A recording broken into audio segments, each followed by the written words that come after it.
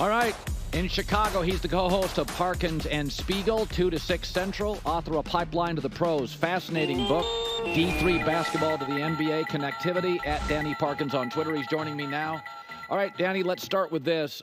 Caleb Williams didn't play in the Hall of Fame game. I don't know what's suspected of his playing time in their first official game. How was the talk in Chicago on your show? Your opinion on him not playing against vanilla schemes, a couple series. What'd you make of it? So the only reason I advocated for him to play one snap in the Hall of Fame game was so that at the end of his career, we could say that his career started and ended in Canton.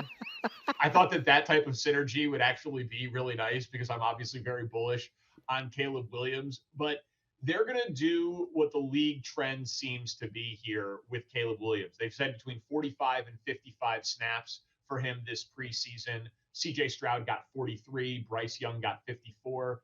Teams don't play guys who matter in the Hall of Fame game. The Hall of Fame game it's an infomercial to celebrate a team that is there that has guys like Mongo McMichael and Devin Hester and Julius Peppers being enshrined in Canton.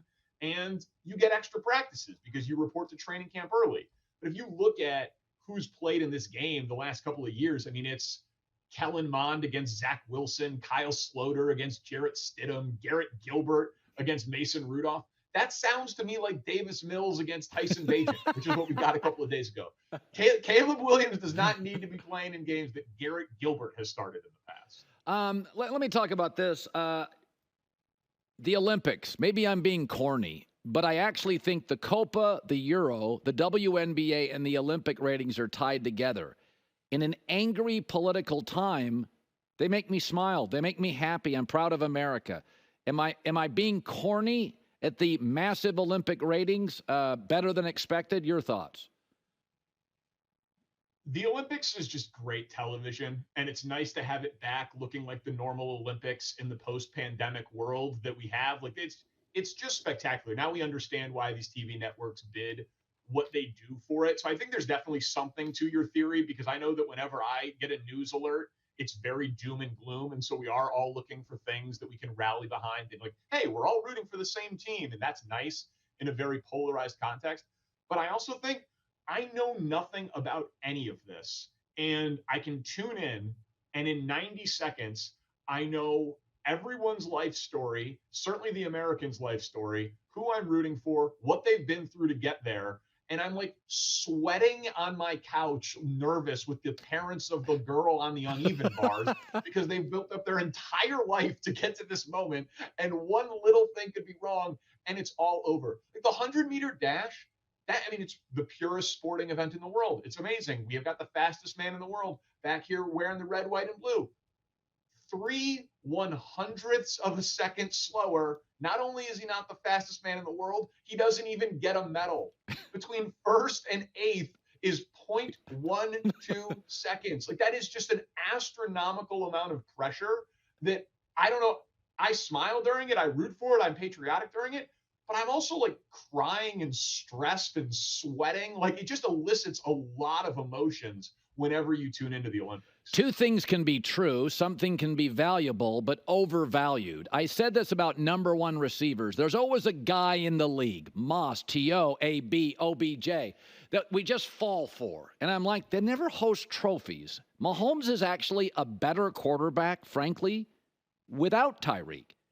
And Tyreek is still great, but a weak-armed quarterback and a deep ball threat doesn't scream trophies in January and February. I like Tyreek, but I think we overvalue, the players did in the poll, we kind of overvalue what you get. Am I wrong? No, you're not wrong, but I honestly think, and goes back to the political point a little bit, the polling is just off. Like Mitchell Schwartz, he's retired now, old buddy of mine, I covered him with the Chiefs, all-pro right tackle for the Chiefs. He shared on Twitter how it works. He's like, the voting is done in week 14.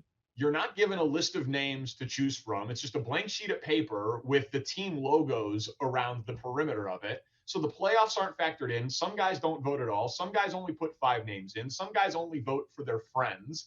And it's supposed to be about last season, Well, who cares about just last season? I care about what these players think about the whole career. But if it's about last season, why is Aaron Rodgers on the list? Why is Joe Burrow on the list? Why is my guy Jalen Johnson, who was on your show a couple of weeks ago and was excellent? He was second-team All-Pro at cornerback, got a huge contract this offseason.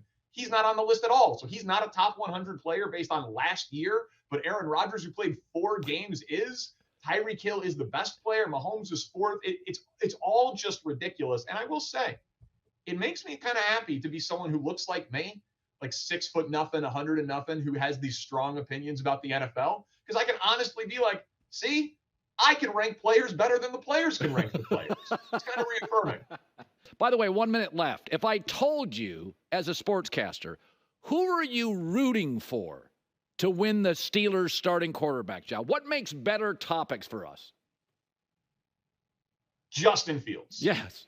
I just got done covering Justin Fields' every move for the last few years. He is captivating television. I mean, who has a better highlight reel in the NFL the last 2 years than Justin Fields? Now, there's probably 30 guys that are better quarterbacks than Justin Fields, but better highlight reel, better television, more compelling.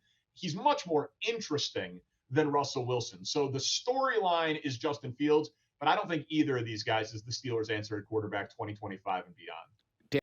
Hi, everybody. It's me, Uncle Colin. Subscribe here to get the latest from the herd, including exclusive behind-the-scenes videos and more, wherever you may be, however you may be watching. Thanks again for making us part of your day.